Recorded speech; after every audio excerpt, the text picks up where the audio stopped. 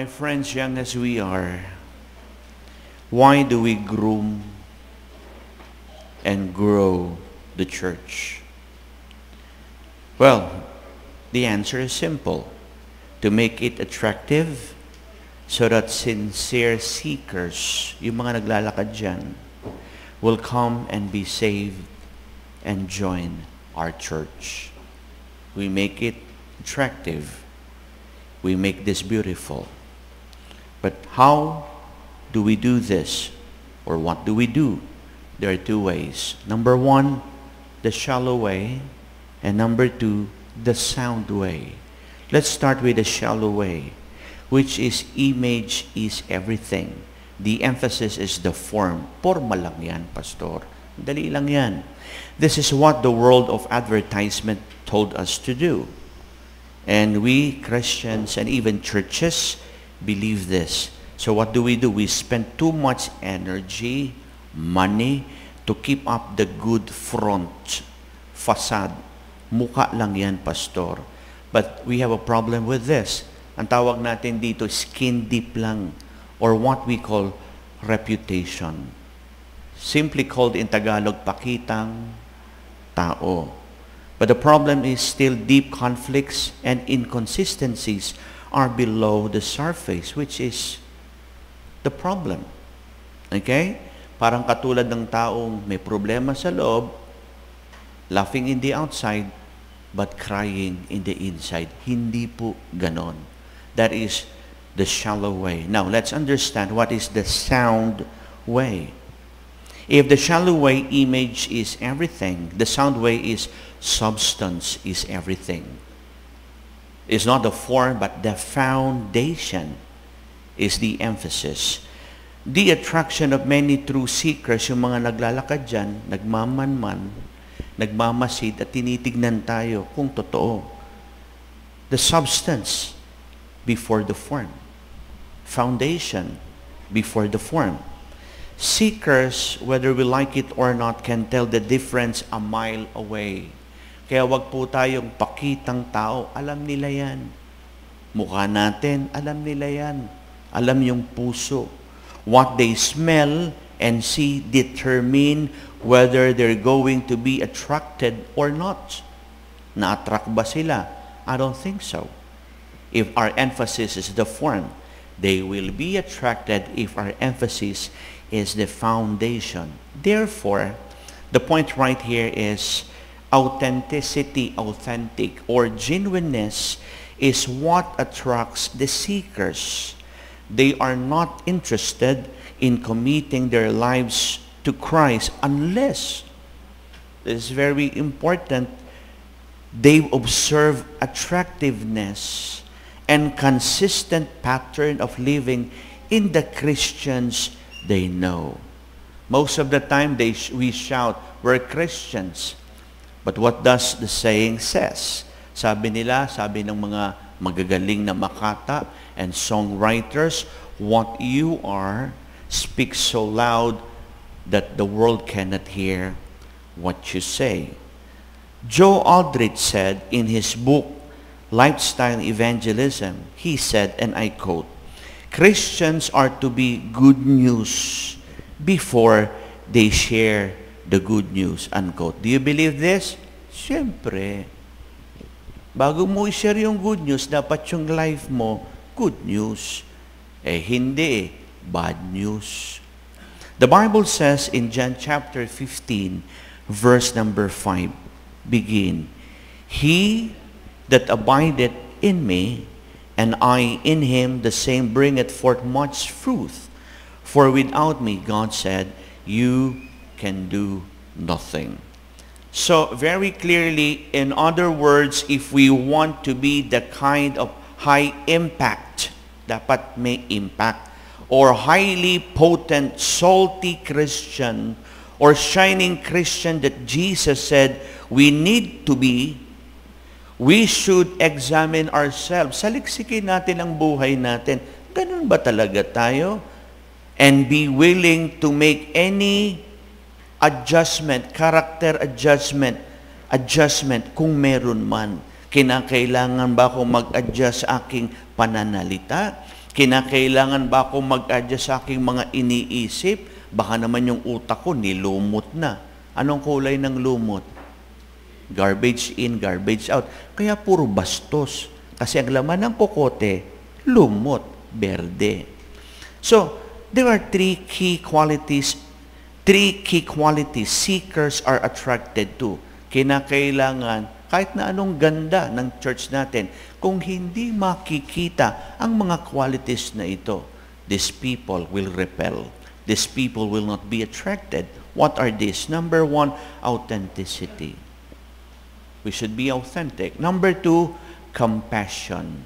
Love in action. Hindi mo lang sinasabi, ginagawa mo. And number three, this is very good, sacrifice. Do you know how to sacrifice another mile, to go another mile? Three characteristics Christians need to be contagious. Dapat maging ganito tayo. So, remove them, tanggalin natin ito, and the seekers will look for elsewhere. Ayaw na nila yan.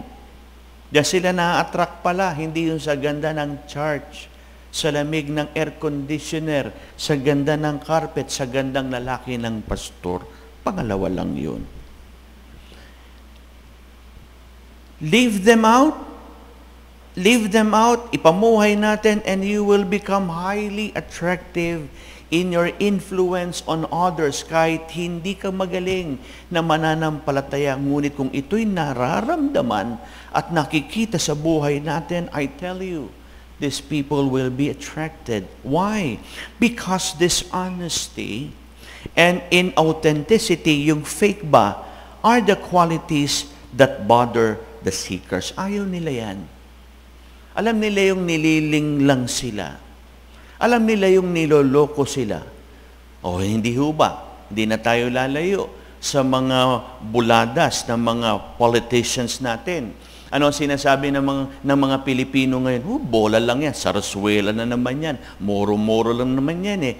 We know the authenticity of their hearts. The same principle applies, my friends. Because honesty, genuineness, and authenticity are the qualities seekers found attractive. So let us be attractive. How? Let us be real. Maging totoo tayo.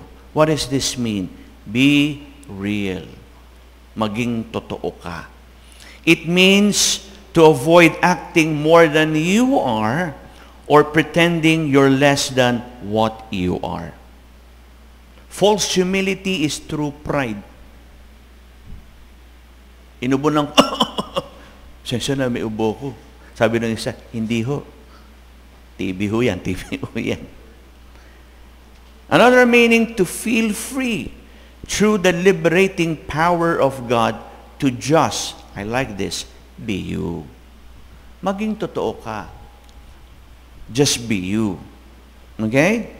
Hindi katulad ng ibang tao dyan. Sabi, pulis daw siya. Pulis Makati. Pero pulis Makatingin lang pala. Pulis Makatingin.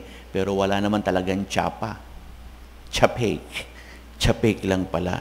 There are three areas in our lives related to authenticity that will be attracted to seekers. When we say seekers, it could be people living inside your home. They are seekers. It could be people working with you in your workplaces. They are also seekers. And there are people living with you within the community, barangay. It could be your buhay, bahay, or barangay. Three areas in our lives related to authenticity that will be attractive to seekers and turn their heads towards heaven. Why? Because they saw and felt something in you. Number one, we should improve in our personal authenticity. What does this mean? Katulad yung binanggit natin kanina, be yourself. This is what we call authentic identity. Kung sino ka, kung ano ka, wala ka namang itatago eh. Just be yourself. The Bible says in Psalm 139 verse number 14, I want you to understand this para hindi na tayo gaya-gaya, putumaya. Ready? Begin. I will praise thee, For I am fearfully and wonderfully made. Marvelously are thy works, and that my soul knoweth right well. Let me ask you this question. Bato-bato sa langit, tamaan sana kayo. Sino sa atin dito nagpaayos na ng ilong?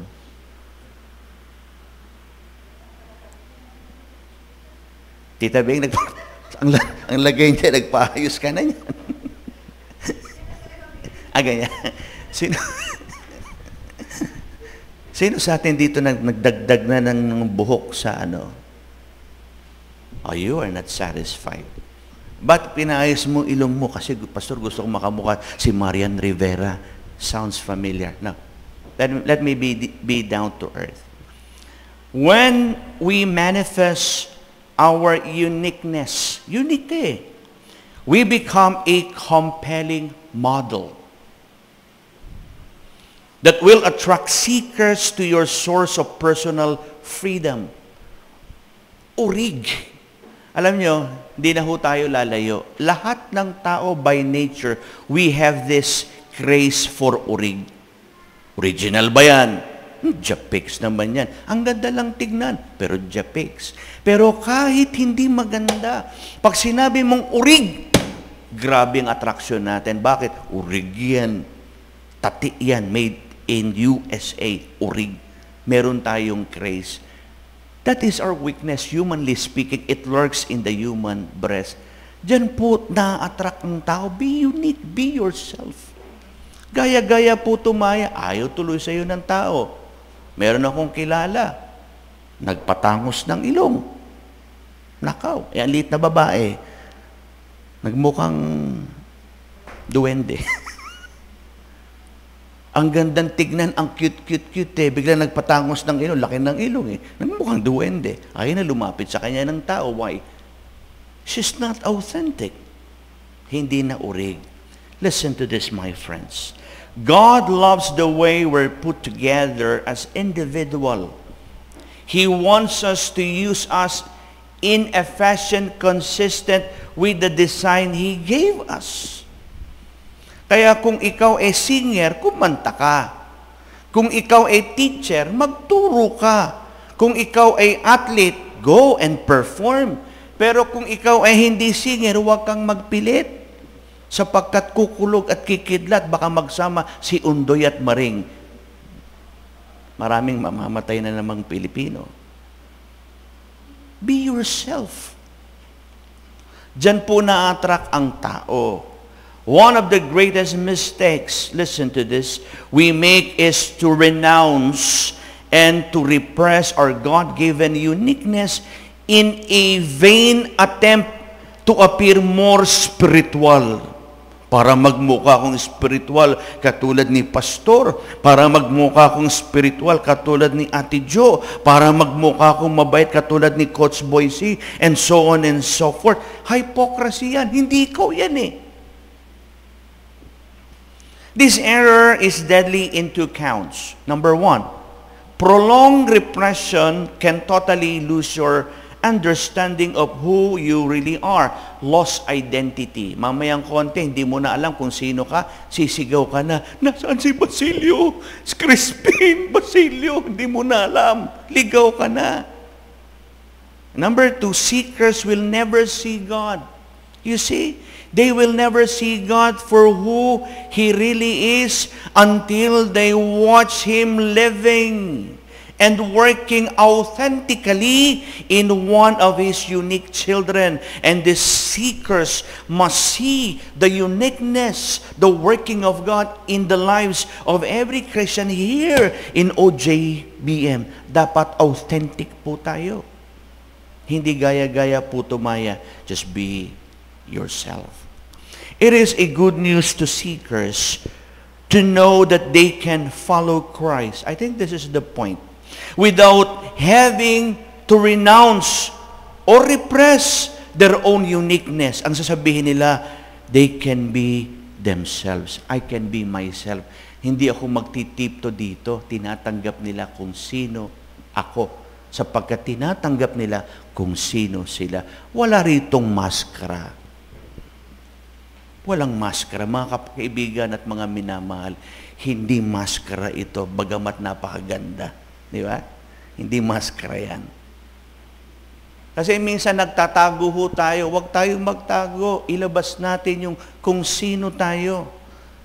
Because people, seekers, when they see us unique and genuine, they could be attracted. Why? Because they will say to themselves, I can be accepted as well.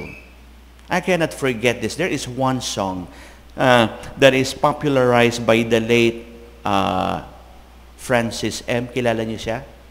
The title of this is Kaleidoscope. Let me see. Let us see this. Kaleidoscope. Alam niyo yung kaleidoscope? Na pag sinilip mo technicolor, iba't ibang hugis, iba't ibang kulay, pero pag sinipat mo at sinilip mo, ang ganda, may harmony. Kasi iba't iba. Pero kung lahat kulay dilaw, hindi kaleidoscope yan. Walang harmony, hindi colorful. Nilagay tayo ng Panginoon sa bahay, sa barangay, lalo tigit sa bahay, sambaan, yung buhay natin, iba't ibang kulay, iba't ibang shape, for us to be colorful and attractive. Be yourself. Okay? Sabi ni Michael Francis M., so many faces, so many races, different voices, different choices. Some are mad, some others love, some live alone and no better half, others grieve, while others curse, and others mourn behind a big black hearse. Some are pure and some half-bred, some are sober and some are wasted, some are rich because of faith, and some are poor with no food on their plate. But the point right here is this. Ang ganda ng no? Very artistic si Francis, but this is very important. Every color, every hue is represented by me and you. Take a slide in the slope and take a look in at kaleidoscope, spinning around, make it thrill. In this kaleidoscope where you could see the difference, the beauty, the harmony. Why? Iba't iba eh. And that is the beauty of that particular kaleidoscope. If they could see, the seekers, how God lives and works through our own uniqueness, it will encourage them, the seekers, the people who are looking for God, to look toward heaven and pray, praise God, I can be accepted. I have room in God's house. So don't get me wrong. Ang ibig sabihin, ang point natin dito, hindi yung kasalanan. Sinilang akong bakla na rin. No. That's a different point. What I'm trying to point out is this. Kung ano ka, kung sino ka, kung anong binigay sa iyo ng Diyos na giftedness, accept it. Mukha, accept it. Because God has something for you. Be unique. Number 1, personal authenticity. What is the point? Be yourself. Ang Diyos ba nagkakamali, Rilin? Hindi. Unlike engineers, God will not go back to His drawing board and say, I got a mistake. I was wrong. Kinakailangan itama ko to. No. God does not commit mistakes. Mistake ba itong mukhang ito? Hindi. Masterpiece. Number 2. Ano masterpiece? Number 1, personal authenticity. Number 2, emotional authenticity. Ito na. Marami sa inyo, problem ito. What is this? If personal authenticity is be yourself, emotional authenticity is express yourself. John chapter 11 verse 35 says, Jesus wept. Luke chapter 19 and verse 41 says, and when he, Jesus, was come near, he beheld the city and wept over it. This is emotional expression of the emotion. There are expressions, these are expression of Jesus' emotion. What does this mean? Authentic emotional life, authentic emotional life is a powerful magnet that draws people to God. This is me. If we need to cry, then we must cry. If we need to laugh, then we must laugh. Tears, groan, and pain are gifts of God. You know that? Tears.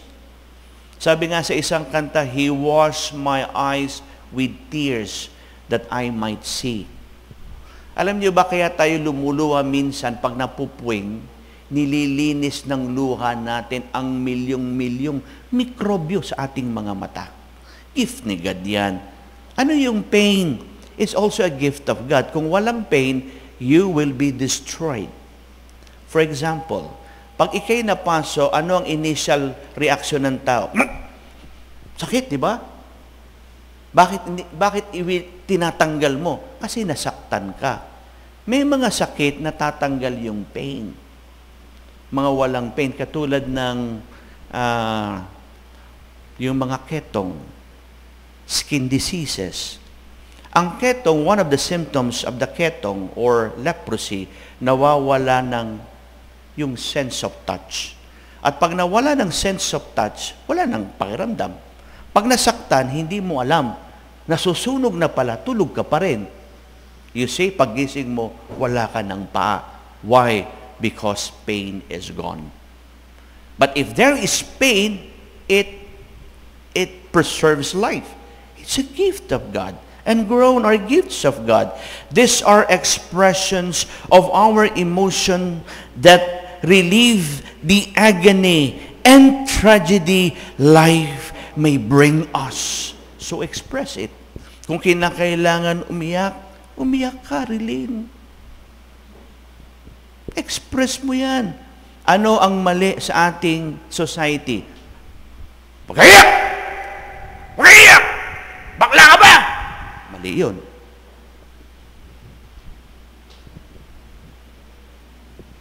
Di ba ganyan? Ang tawag natin dito, macho image. Mali po yan. That's why it is unwise to repress these feelings.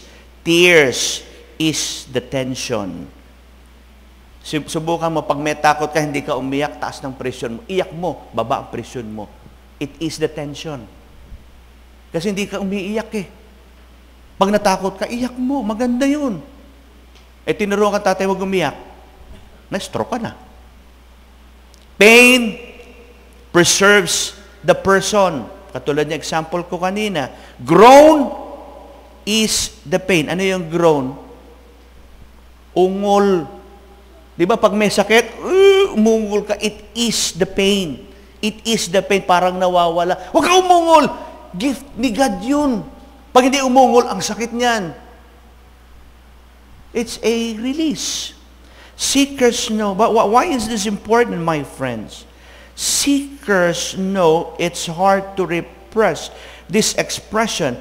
And it's a red flag to them if we say, tinatago natin yung mga emotions na ito. This is our weakness, Filipinos. Kaya pag sinabing, masakit ba? Hindi. O kamusta ka na? Ayos lang. Pero hindi naman. Ang Amerikano, how are you? Not good. Sinasabi talaga nila yan eh. Pero tayo, kamusta ka na? Ayos lang. Pero mamamatay na, ayos lang. No, do not repress the emotion. Express it. Seekers need to see you grapple with fear. Sadness is experienced or in pain and loss. They need to watch you work out your faith without discounting the everyday emotional realities of life. They need to see you overcome the stresses of life. How we react to problems. And when they see you a victor, overcoming those things, they would say, this is the church. These people are okay. They are the children of God. So don't hide the struggle that's going on inside you.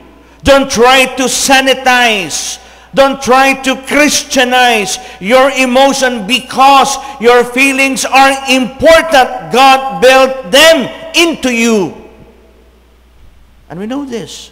There are great people that many macho image people look at him as, he's my hero.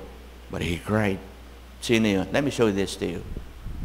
The great Michael Jordan. He cried.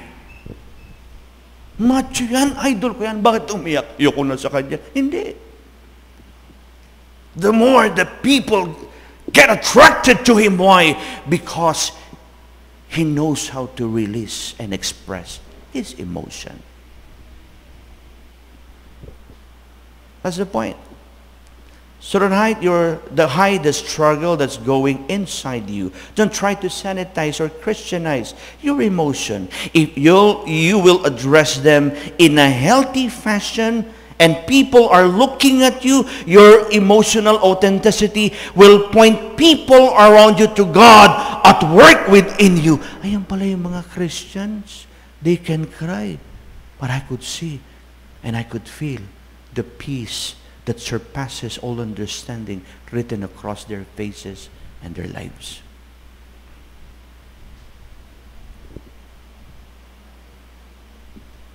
Do not repress your emotion. Number one, ano yung number one natin, mga kapatid? Personal authenticity. Be yourself. Number two is what? Emotional authenticity. Express yourself. Alam nyo, kung may mga bata pinapalo mo, tapos nakatingin lang ganyan. Walang emotion. Delikado yun. Magsalita ka. Magsalita ka. Ayaw salita. Magsalita ka! Ayaw salita. Pipi pala. Pero may mga batang ganon. Si Caleb ba nagsasalita, nag-express ng emotion? Si Caleb, matigas na, ano yan? Alam niyo, si Caleb, yan ang susunod na Manny Pacquiao of the Philippines. Ilan taon na si Caleb, Tatay Bert, ha? Ha? Hindi mo alam. Klaseng lolo to. Ilan taon na si Caleb? Nakita namin ni Tatay Bert, alam yung flagpole na yan, umakit na gano'n, ginawang puno ng niyog, umakit na gano'n. Uy, dapat ito na sa probinsya, umakit na gano'n. Yan si Caleb, tigas na bata ito. Kita mo yung mga muscle dito ni Caleb. Pag nagbe-bless sa akin si Caleb, bawakan yung kamay ko, tapos ihampas sa ulo niya, pak! Baliwala lang. Nasasaktan ako eh. Yan si Caleb. May mga ganun no? But yun ang giftedness ni Caleb. Someday, somehow, yan ang mag-aakyat ng pera kay Tatay Bert. Kasi maging boksingero yan eh. Number 3 is this. Volitional authenticity. What does this mean? Resolve to act. According to Acts chapter 20, verse 24, is this. Ready now? Begin. But none of these things move me, neither count I my life dear unto myself, so that I might finish my course with joy and the ministry which I have received of the Lord Jesus to testify the gospel of the grace of God. My friends, seekers are attracted to commitment. Do not be afraid to commit. When seekers come, they watch you and me. Secondary lang yung message. Ang tinitignan yung reaction ninyo. When the pastor invites you to come and you will not, they would say, these people are not committed.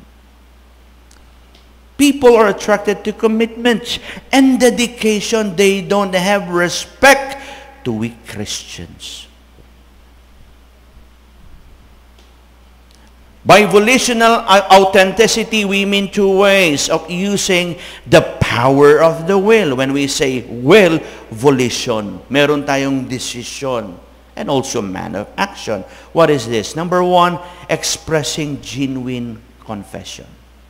Mga kapatid, sino sa atin dito pa nagkasala, hindi nagko-confess? Pangit yun. Negatively, not to hide failures and mistakes. Kasi tayo minsan pag nagkamali, ayaw natin aminin, kasama ka sa pagkakamali. Bakit mo tinatago? Kasi baka masira ang reputation mo. No. Habang tinatago mo yan, yung mali mo, yung part mo sa mistake, people are not attracted to you because you are not committed. Yun ang mga maling pananaw natin. Kinagisnan natin, itago mo. Meron kang reputasyon. Pero kung ikaw ay aamin kung sino ka, and part of the mistake, people will say, I like this man. I like these people. This is where I should belong.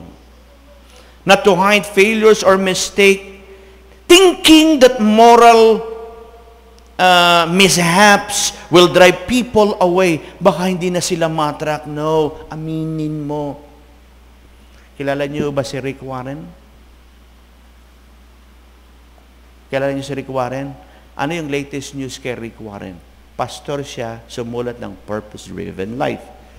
Milyong-milyong mga Kristiyano sa buong mundo ang pinagpala sa kanyang libro at aklat o aklat.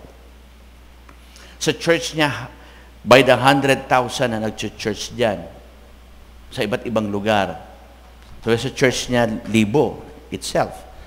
Pero merong mga pagkakamali si Rick Warren recently, meron siyang anak, yung anak niya nagpakamatay.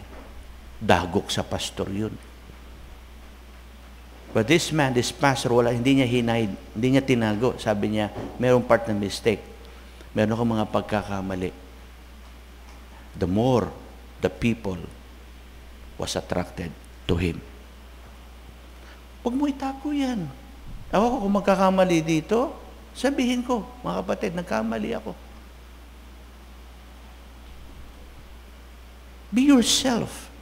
Volitional authenticity.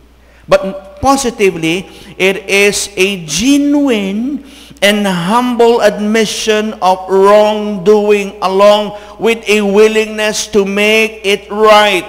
Resolution and restitution. Aminin mo, wag mong itago sapagkat hindi mo maitatago yan. Para yung isang patay na daga, kahit ilagay mo sa ilalim ng carpet, hindi nakikita, pero naamoy.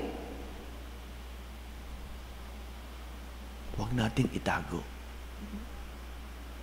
Expressing genuine confession. And number 2, living genuine conviction. What does this mean? To stand up and take a risk for something you believe in and even willing to pay the price. And people will say, this is the people I am attracted to, because seekers are not impressed with spinelessness in the people's lives. Ano ibig sabihin ng spinelessness? Walang backbone. Dapat may paninindigan at panindigan mo. And there is one recently, when I visited my Facebook account, merong nag-catch ng attention ko na nabuhay yung aking patriotism. Let me show you what this is. Nagmalaki ako na ako'y Pilipino. Nung Korean War pala, natandaan niyo yung Korean War? Ditong Korean War, kasama dyan si Tatay Domeng. Si Tatay Domeng, yung 80-year-old na umaten sa atin na may baston. Engineer yun. Si Tatay Domeng, isa sa mga yung sumisipat yung tawag doon na surveyor, pinadala as one of the delegates, contingent, members of that contingent, Philippine contingent, who went to Korean War. Now, this is the story. By noon, April 23, the Filipino soldiers were the only unit left standing its ground. Yung ibang nasyon, dahil ang dami, 40,000 Chinese, mga atake, nag-retreat. Yung dito sa kaliwa, yung mga British, nag-retreat. Yung iba rito, ibang mga, yung Pilipino nag-stay. It's standing its ground as its fellow UN combat units were either decimated or forced to withdraw. Despite this situation, the Filipinos even launched their own counter-attack that sent the bewildered Chinese troop running back to their original lines. Pero mo yun? Gano'ng karami itong Filipinos? Only 1,000. Mag-ilan to, Sel? 1,000 ano? 200.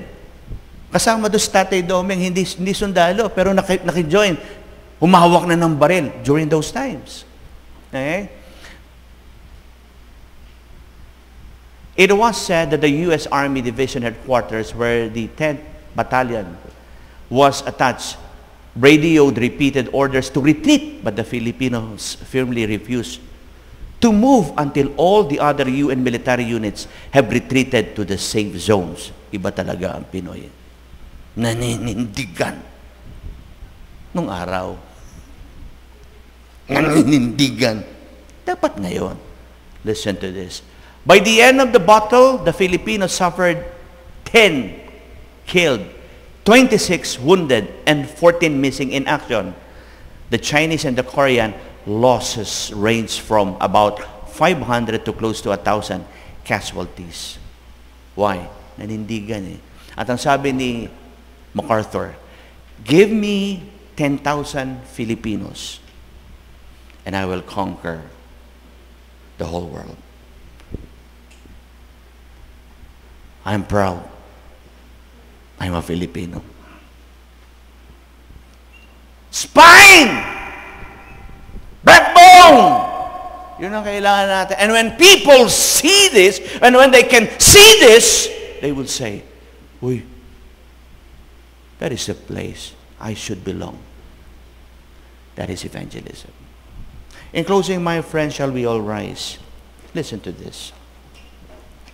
If we want to be contagious Christians, then stand to what we believe with boldness and declare it and live it. Live it out without apology in order to provoke decision on the part of the seekers. Ito pong hinahanap ng Diyos. And I pray that these people can be found right here in our church. Let's bow our heads right now and let us pray. Heavenly Father, we thank you so much you're here. Today we're standing here. And after hearing this word, there is a call. And we must respond. Genuineness, authenticity is what we need right here in our church. So cause us, Lord, to be ourselves. Cause us, Lord, to express what we have in our hearts, our emotion, and to have this volitional authenticity to stand and be courageous and have this backbone. To stand in our conviction. We will not give in to any proposals of this world. We will pursue because we're conquerors, not clowns. Bless these words in our hearts, dear Father, because so many times we can find ourselves defeated time and again. But from now on, after hearing this, we will stand for you. Jesus Christ's most precious name we pray. And the people of God said, And only Jesus can satisfy your soul.